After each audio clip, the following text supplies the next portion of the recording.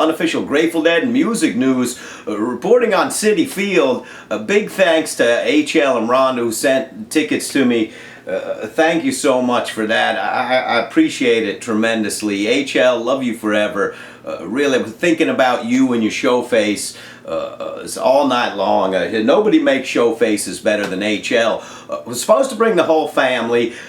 When my daughter was selling Girl Scout cookies, I posted that shit on Facebook, and she asked me if I'd do that, and I did it because she really hustles herself. She knocks on all the doors, and she works hard to try to sell cookies. And anyway, posting on Facebook, y'all sent her over the top, really in large part to Deadheads supporting my daughter. She won like a elite seller thing. She got a whole gift pack, and she had a full day at Camp Rickabear yesterday as part of her reward. Not all the days they could have had that reward day, it had to be yesterday, and her and my wife were there all day long at the camp. I had to leave before they even got home, so the family wasn't able to make it. I was hoping everyone was going to be able to go, but it didn't work out that way. So anyway, thank you guys so much for the tickets. Love you all forever. Foxborough is a great one, and I'm kind of thinking to myself, well, a lot of songs got checked off the list. How are we going to beat that one tonight? And really, the band takes the stage. A lot of people, they thought I should mention Mayer's Madonna shirt he wore. He apparently saw some old pictures. Anaheim '87, I believe. Mayer in the Weir in the Madonna shirt. He finds the same Madonna shirt. He wears it in Foxborough. That's some funny shit. But we know Mayer, he's a funny motherfucker. There's no doubt about it. If you ever watched any of his live things on Instagram or something, he's a funny dude. There's no doubt about that. He comes out, black pocket tee, good choice, and the wolf is strapped to him. So really, he was asked. It was presented to him to play Tiger last year, and he declined. I'm not sure if he didn't feel as though he was worthy at that point, or just a little overwhelmed by the thought or whatever. But however it ends up, I guess Wolf comes around, and I guess he's feeling internally like he's maybe ready to play one of the Masters guitars. And for me, the star of the show is the tone of that guitar. The sound of that guitar all night really makes you understand how inferior everyone else's sound was compared to Garcia's. And you're not always going to get the same kind of sound out of an instrument like that. You give, a million horn players Miles' horn, and it's not going to sound like Miles, chances are. And anyway, we get the thing started. Before the show, someone shows me a picture. Hey, does this look right? And it was the set list. Please don't do that in the future. I looked. I'm glad I only saw the first two before I kind of registered what it was, and I didn't look at it. So the rest of the show remained a surprise for me. But I saw the Steven. They opened up with the Steven. That's a great way to get a party started. And I start to realize that this show, my eyes are going to be closed for most of it, because you kind of hear better when you don't look, and so my eyes were closed. I just was tuned in just to the sound of Wolf. That was it for me pretty much the whole night. Cold Rain and Snow comes at the Steven, and really we can tell that we're going to have a really good time tonight. Security there was needed much more than I'd hope would be necessary. I don't know if motherfuckers can't handle drugs, or take too much too fast in New York, or the energy the city eats them. I have no idea what it is, but people were dropping everywhere. After Cold Rain and Snow, there was a dude, he dropped a few people away from me. We were close up on the rail, so I know it's teal side to real side, and this dude drops, and it didn't seem like either people were just looking at him, or didn't have what was required to get the guy over the rail in a feat of strength. I got an adrenaline rush. I went over there. I lifted the guy off the ground, damn near single-handedly, hoisted his ass over the rail. Really, it was an incredible feat of strength. It was like an inverse midget toss. I got revenge for my little people brothers and sisters who have been involved in competitions throughout the years, who have had to endure the midget toss. Well, at Citi last night, the midget got some revenge. I threw that motherfucker over the rail, it's damn near single-handedly, to get him the help he needed, and that was funny. After I got him over, they were finishing Cold Rain and Snow. I said, make you feel like Samson, and there goes, they start playing Samson and Delilah. And it's a good thing for that tambourine on Samson and Delilah, because that song wouldn't be the same without that tambourine.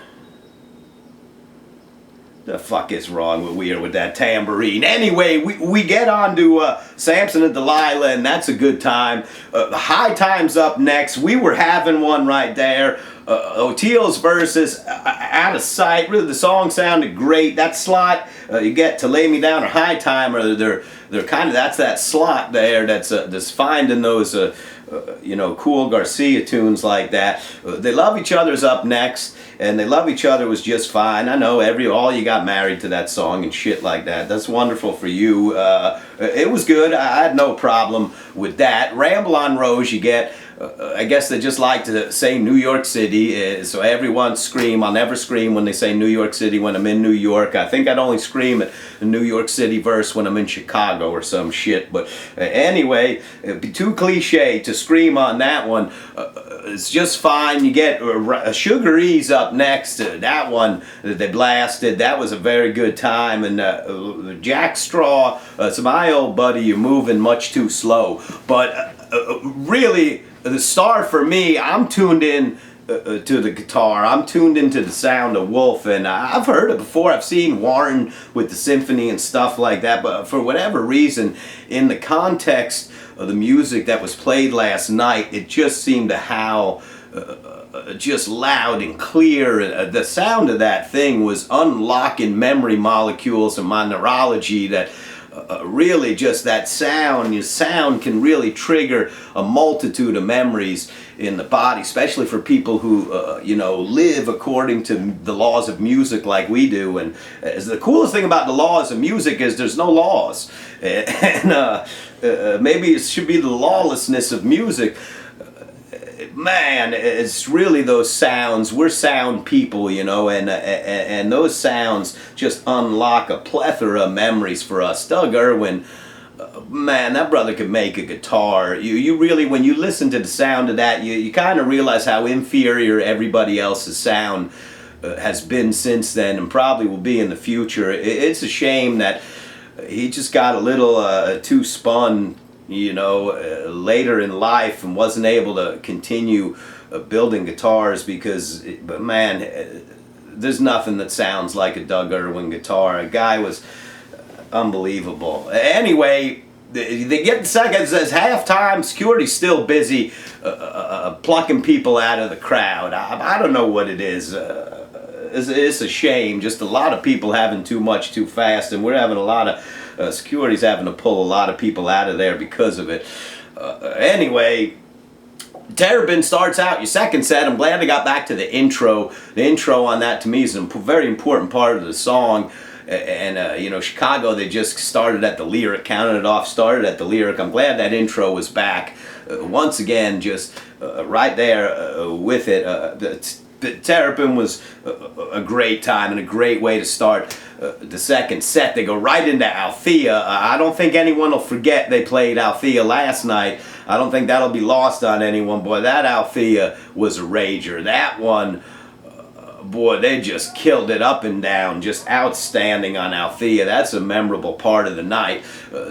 Go right into Scarlet. We're getting Scarlet Begonias there and Fire. And then, listen, during the Fire, the PA, it just totally goes out. We got a complete breakdown of the PA during the Fire. As the band's just jamming like crazy. And then all of a sudden, there's nothing go. And nothing. And this was funny because I was listening to the Big Steve Hour, and Big Steve talked about the Palace of Fine Arts in San Francisco. They did a benefit for the Sufis, and he talked about Howard Wales used to do a pressure drop on his B3 in the middle of a song, turn it off and turn it back on, and how it can be effective and used properly. And Parrish, during that show, he turns off the main while they're playing, and apparently Garcia and Mickey loved it. They were excited about it, and some other people didn't know what the hell was going on, but anyway, apparently Garcia and Mickey loved it. So the power drops off. I just listened to that episode, and I remembered it, and I said, Steve fucking Parrish, Big Steve, watch out for him by the power main, because he talked about doing this shit on his radio show. So a pressure drop for the entire Citi field. The main goes out. That was some stuff. I said, Big Steve, I got an eye on you. That's got to be Big Steve. I'm going to give him credit for that, even if he did nothing, because he talked about it on his radio show at the Palace of Fine Arts. So anyway, we had a fun time with that. It dropped out again during drums. Made me think Big Steve again, because he said when he did that, Mickey liked it. So that's something to look into. I don't know. Maybe we'll just forget it ever happened and be happy we're all alive celebrating in this thing. Drums in space is fine. I didn't see too much interaction with anybody because eyes are closed pretty much through the whole show last night. See, the wheel's up next. That wheel's got a flat tire, if you ask me. That puppy may be rolling, but it's not rolling in a way that is really threatening anybody or anything. Well, I don't know. The song says you can slow down. That's not true. Anyway, good jams at the end of the wheel. They were good. The other one comes up next. That was tribal. I mean, the other one was, it was just tribal. It was, Otio was just thumping away. Really, the whole band. At one point, I'm looking up there, and Mickey's playing with the biggest fucking Twizzlers I've ever seen. He's up there swinging away, fucking waving these gigantic Twizzlers around. So I just thought they must be delicious, the size of those fucking Twizzlers. So Mickey's up there swinging Twizzlers. That's fun. Licorice swinging motherfucker. And so then they drop the do. So here, this is me in a state of total bliss when those notes of the do get fired off. I'm just going to sit here and take this moment in and listen to the sound of Wolf howl on that do, and it didn't disappoint. It was everything I hoped for. Jams were incredible, solos full of passion and life, and Wolf just screaming through that, and Mayer at the end fanning the strings of that, and really at that point, just the memories and emotions of so many incredible nights that guitar has been the instrument that helped move the procession along, and responsible for melting more minds and hearts than a lot of instruments that have ever existed. That for me was just incredibly special. That's what it was all about. Broke Down Your Encore is beautiful. I'm driving home. It's the first thing I do. I put on 10-8-89, the Warlock show, the first night of the Warlock show in Hampton there. I listened to that do on the way home, and because he played Wolf at those Warlock shows. He had the Wolf strapped on for the do in Hampton in '89, and just to hear reconnect with that, as I just heard that in the stadium, I wanted to hear that again. And so, I don't know, that might take from the one you just heard, because then you listen to that one and you think, that's what Willis was talking about. When you hear Garcia on that do 10-8-89, that was the Wolf howling that night, all night. Great show. Anyway, it sounded great. Mayer sounded great on it. To me, this was a good night. It wasn't the best show ever. I was right there. It wasn't the best show ever. It was a really solid show with some incredible moments. And the star of the night for me was Wolf. It was the sound. It couldn't make the sound without Mayer playing it, but just the sound of that guitar, the tone of that.